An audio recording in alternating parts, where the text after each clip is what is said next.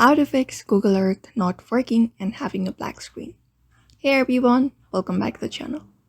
In today's video, we are going to show you how to fix the Google Earth when it's not working and showing a black screen.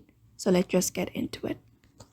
So first thing first, you can go ahead and close up the app and try restarting the Google Earth and see if that fixes the issue.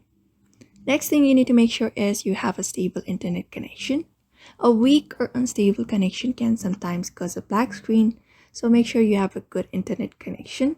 If you don't have one, you can just switch up to a greater one. So if that doesn't work, you can try clearing up the Google Earth cache.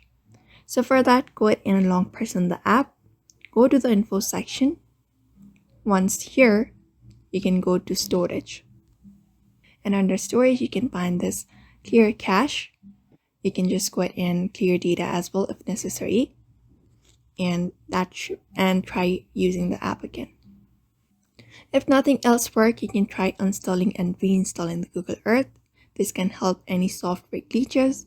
For that, you can long press on it and tap on uninstall, click on OK. After the installation is completed, head over to your available app store and then search for Google Earth here.